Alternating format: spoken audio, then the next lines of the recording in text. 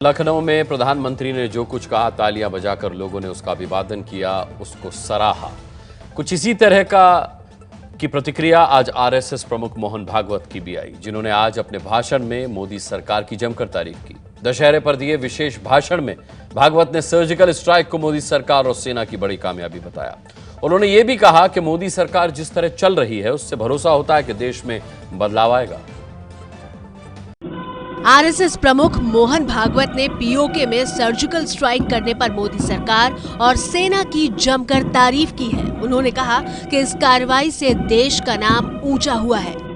शासन के नेतृत्व में हमारे सेना ने जो साहस दिखाया है, शौर्य पूर्वक जो काम यशस्वी करके दिखाया है, फिर एक बार पूरी दुनिया में भारत की सेना की प्रतिष्ठा ऊंची हो गई, भारत देश की प्रतिष्ठा ऊंची हो गई और उपद्रवी को संकेत मिला कि सहन करने की भी मर्यादा होती है।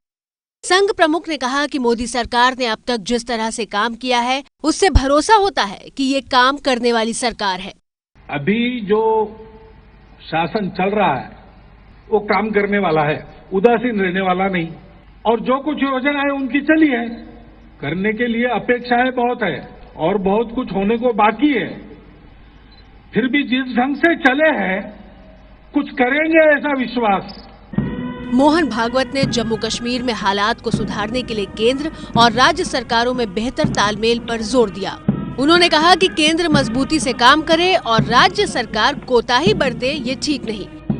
उपद्रव क्षेत्र में उपद्रव करने वालों को दृढ़ता से निपटना चाहिए, लेकिन ऐसी नीति चलते समय केंद्र और राज्य, इनका एक मत एक नीति चाहिए, एक दिशा चाहिए।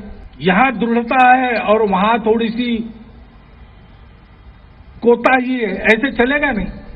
जो इनका ये कहना है कि जो जम्मू कश्मीर की सरकार है वो उनका साथ नहीं दे रही है, मैं मोहन भागवत जी को याद दिलवाना चाहता हूं, आरएसएस के राम माधव जो कश्मीर गए और समझौता किया पीडीपी के साथ चुनाव के पश्चात, तो तभी और मौके पर मैंने कहा कि इस गठबंधन में किसी प्रकार का सिद्धांत नहीं है।